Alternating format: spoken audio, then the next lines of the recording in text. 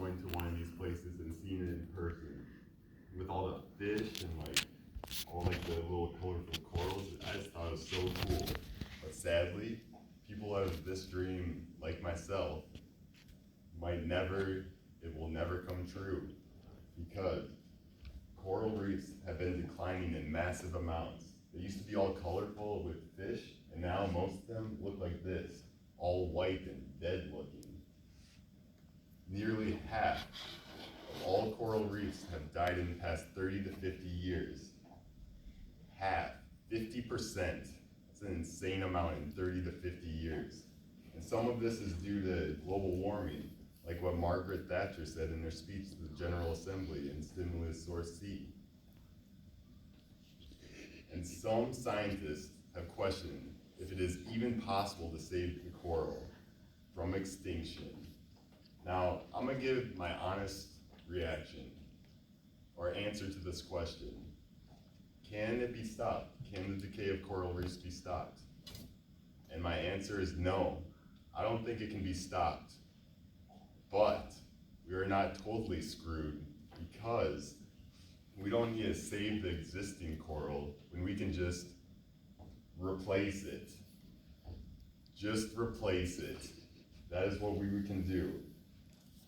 And there's some relatively new ideas on artificial reef technology.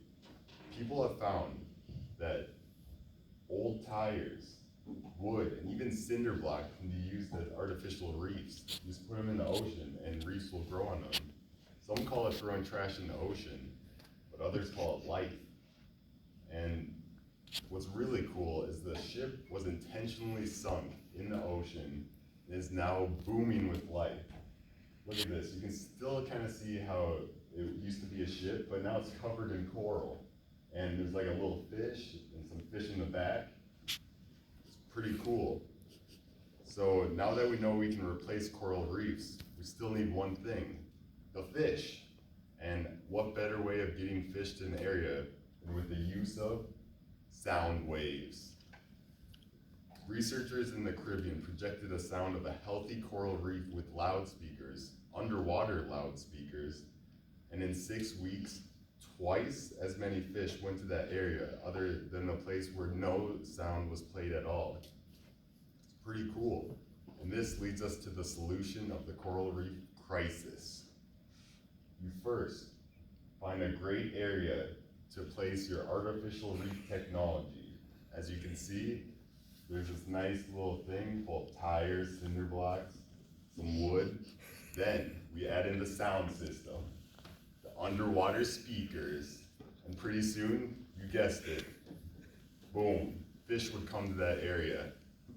And after a while, it wouldn't look like a pile of junk, but instead, it would look like something like this.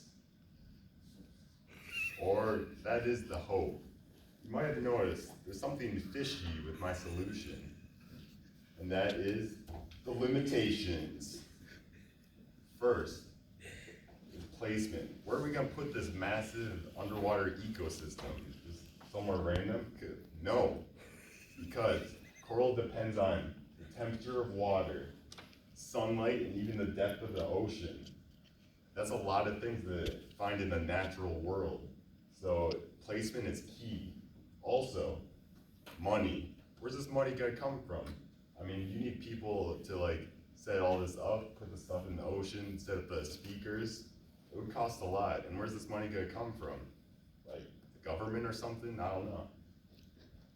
And then there's the law. Everyone knows you can't avoid it. So if you find a perfect location that you want to build that has like the location, the temperature, the sunlight, then there's a law there that says you can't throw trash in the ocean, and then you're just done. So the law is a huge limitation.